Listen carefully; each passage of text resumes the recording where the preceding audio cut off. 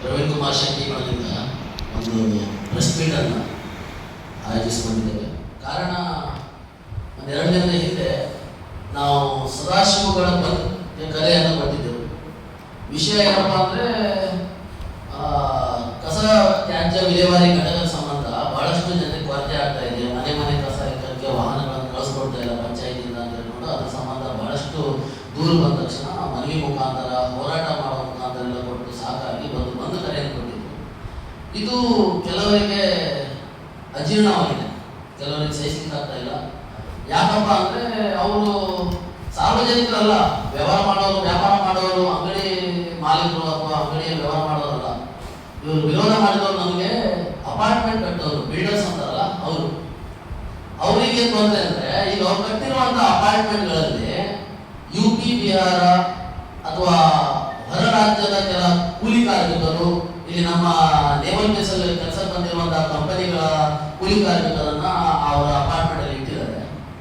ಈಗ ಅವರು ಬಳಸ್ತಿರುವಂತ ಕಸ, ಅವರಿಂದ ಬರುವಂತ ಕಸ, ತ್ಯಾಜ್ಯ ಕಸ, ಯಾವುದು ಹಸಿ ಕಸನೋ ಒಣ ಕಸನೋ ಅವರೆಲ್ಲ ಹಾಕ್ತಾ ಇದ್ದಾರೆ. ಇಡೀ ಊರು ಹಾಳು ಮಾಡ್ತಾ ಇದ್ದಾರೆ, ಬೀದಿಯಲ್ಲಿ ಹಾಕ್ತಾ ಇದ್ದಾರೆ. ಅವರಿಗೆ ಯಾರು ಜವಾಬ್ದಾರಿ? ಸೊ ಇವರು ಬಣ್ಣ ಬಯಲಾಗ್ತಾನೆ ಅಂತ ಹೇಳ್ಕೊಂಡು, ಬಹಿರಂಗವಾಗಿ ಗೊತ್ತಾಗ್ತಾನೆ ಅಂತ ಹೇಳ್ಕೊಂಡು ಅದನ್ನು ಮುಚ್ಚಾಕ್ಲಿಕ್ಕೋಸ್ಕರ ನಮ್ಮ ಹೋರಾಟವನ್ನು ಹತ್ತಿಕ್ಕುವಂತ ಸಲುವಾಗಿ ಇವರು ಒಂದು ಸಭೆ ತಗೊಂಡಿದ್ದಾರೆ ನಿನ್ನೆ. ಈ ಸಭೆ ಏನಪ್ಪಾ ಅಂದ್ರೆ, ಗ್ರಾಮ ಪಂಚಾಯತಿ PDO ಅವರನ್ನ ಕರೆಸಿ ಮಾತಾಡಿದ್ದಾರೆ. ಪಾಪ ನೋಡಿ, ಆ ಗ್ರಾಮ ಪಂಚಾಯತಿ ಇರುವಂತಹ PDO ಮಂಜುನಾಥ್ ಅವರು ತುಂಬಾ ಹರಸಾಹಸ ಪಟ್ಟು DC ಅವರಿಗೆ ಮನವಿ ಮಾಡಿಕೊಟ್ಟಿದ್ದಾರೆ. ನಮ್ಮ ನಗರಸಭೆ ಕಮಿಷನರ್ ಜಗದೀಶ್ ಅವರಿಗೆ ಮನವಿ ಮಾಡಿಕೊಟ್ಟಿದ್ದಾರೆ, CO ಅವರಿಗೆ ಮನವಿ ಮಾಡಿಕೊಟ್ಟಿದ್ದಾರೆ. ನಮಗೊಂದು ಕಸ ತ್ಯಾಜ್ಯ ವಿಲೇವಾರಿ ಘಟಕವನ್ನ ಇಲ್ಲಿ ಸ್ಥಾಪನೆ ಮಾಡಿಕೊಡಿ ಅಂತ ಹೇಳ್ಕೊಂಡು, ಆದರೂ ಅವರಿಗೆ ಯಾವುದೇ ರೀತಿಯ ರೆಸ್ಪಾನ್ಸ್ ಸಿಗ್ತಾ ಇಲ್ಲ, ಜಾಗ ಅಲ್ಲಿ ನಿರ್ದಿಷ್ಟ ಎಲ್ಲಿ ಸಿಗ್ತಾ ಇಲ್ಲ ಅಂತ ಹೇಳ್ಕೊಂಡು. ಆದ್ರೆ ಇವು ಬಿಲ್ಡರ್ಸ್ ಏನ್ ಮಾಡ್ತಾ ಇದ್ದಾರೆ ಅಂದ್ರೆ, ಎಕರೆಗಟ್ಟಲೆ ಜಾಗ ಕೊಡೋಕೆ ಹೇಳಿದ್ದಾನೆ. ಅವ್ನು ಯಾವ ಪುಣ್ಯಾತ್ಮ ಮಾತಾಡ್ತಾನೆ ಬಿಲ್ಡರ್.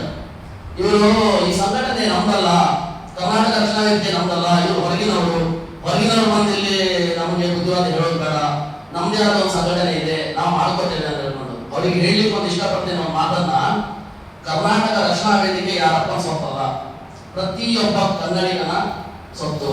ಕನ್ನಡ ಪರ, ಇದು ಬೇರೆ ದೇಶಗಳಿವೆ, ಇದು ಕನ್ನಡ ಪರ ನೆಲ, ಜಲ, ಮಣ್ಣು, ಭಾಷೆ ಅಂತ ಬಂದಾಗ ಹೋರಾಡುವಂತ ಸಂಘಟನೆ ನಮ್ದು. ಪ್ರವೀಣ್ ಕುಮಾರ್ ಶೆಟ್ಟಿ ಬಣ ಇನ್ನು ಮಟ್ಟ ನೀವು ನೋಡಿರ್ಬೋದು, ಕಾರವಾರದಲ್ಲಿ ಎಲ್ಲೂ ಕೂಡ ಬೇಡದ ಕೆಲಸ ಕೈ ಹಾಕಿದ್ದಿಲ್ಲ.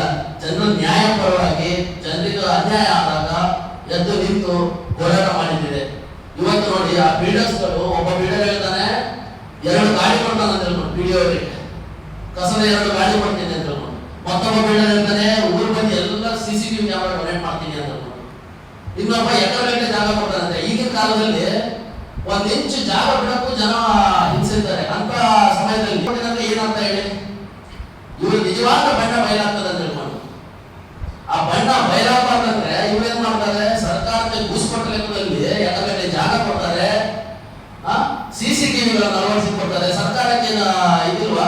ನಾವು ಟ್ಯಾಕ್ಸ್ ಕಟ್ಟಲ್ವಾ ಸರ್ಕಾರಕ್ಕೆ? ಟ್ಯಾಕ್ಸ್ ದುಡ್ಡು ಎಲ್ಲಿ ಹೋಗ್ತದೆ? ಸರ್ಕಾರದಿಂದ ಜನ ಕಸ ಎಲ್ಲಾರು ಹೊತ್ತಾಗುವ ಫೋಟೋ ಸಿಕ್ಕರೆ ಅಥವಾ ಏನಾದ್ರೆ ಕೇಸ್ ದಾಖಲೆ ಮಾಡಬೇಕು, ಅವ್ರ ಮನೆ ಕಟ್ ಮಾಡಬೇಕು ಅಂತ PDO ಒಂದು ಅನೌನ್ಸ್ಮೆಂಟ್ ಮಾಡಿದ್ದಾರೆ. ಈಗ ಕೇಸ್ ರಿಜಿಸ್ಟರ್ ಮಾಡುವಂತ ಒಂದು ಇದಿದೆ ಅಂತ ರೂಲ್ಸ್.